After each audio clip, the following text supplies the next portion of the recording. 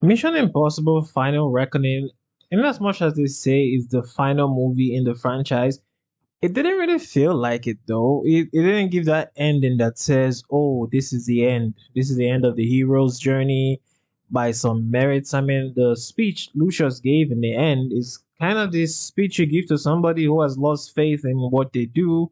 And you're trying to remind them that you are doing this for a good reason. You're doing this for a right cause. It's not what you tell someone that's at the end of their journey. It's like what you tell someone at the beginning or at the middle of the journey.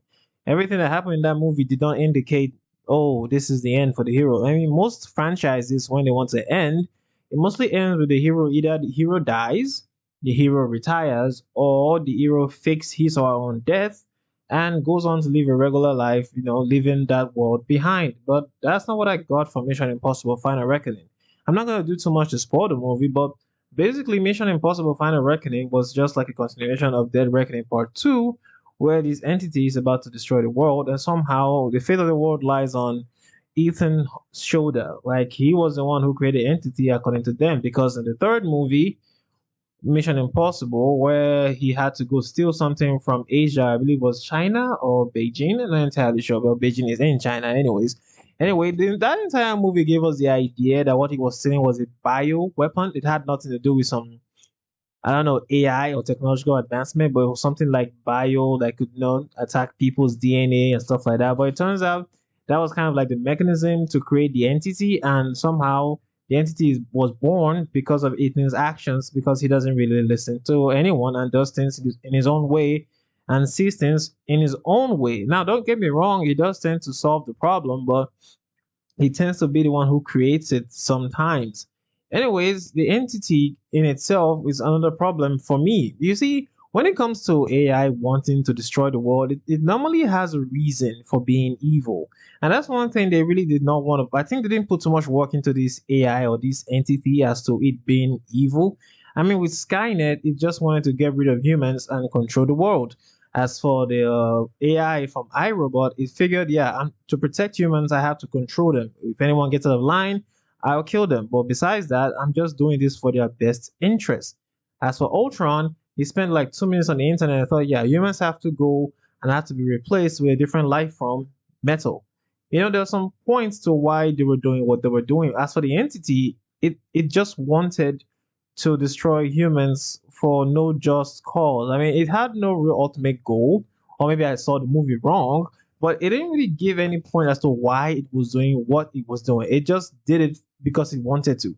That was it. It's not like it wanted to help humans or save humans or control humans.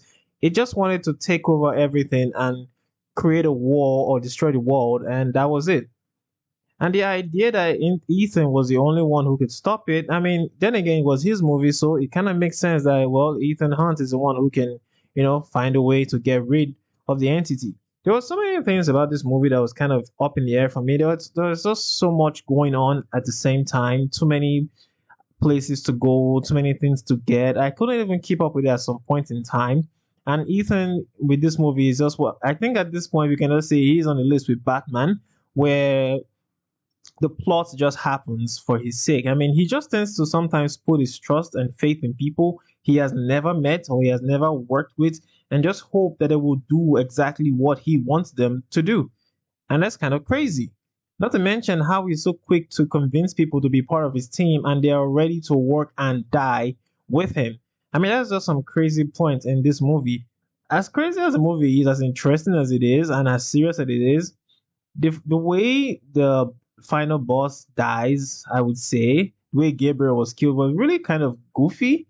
And don't get me wrong, Tom Cruise is pushing 60, and this man is moving in a way that even me, who's like half his age, I could never do the things he does. Okay, I'm not even surprised if he actually went to the bottom of the ocean and did that same, because at this point he's ready to do anything. Which brings me to one point: the idea of everybody who works for the IMF, or most people who work for the IMF, is they were found at some point in time in their life either go to jail or work for the IMF. It makes me wonder, were they trained or did they just come as is? Because most of the things that Ethan does is someone, it should be with someone who has done a couple of years of training.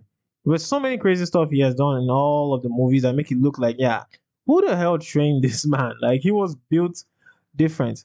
Anyway, back to the story. So basically, they had to go get one thing that was built by Lucius to get to another thing, to get to another place just to trap the entity. There was just so much going on with this movie that it almost felt like it was so long. Okay, don't get me wrong, I enjoyed Mission Impossible: The Final Reckoning. It's just the Final Reckoning was just having too much going on at the same time, and at some point, I almost got confused. I had to take my time and watch it properly. Now, is it a beautiful movie? Yes, it is. Is it something you should go see if you haven't seen it yet? Hell yeah, it's something you would definitely enjoy. But as for the ending, it didn't really feel like a final ending. It kind of felt like tomorrow something else could just come up and Ethan will pop up again and save the day. Anyway, that's all I have to say about Mission Impossible Final Reckoning. If you haven't seen it, go check it out. You will enjoy the movie.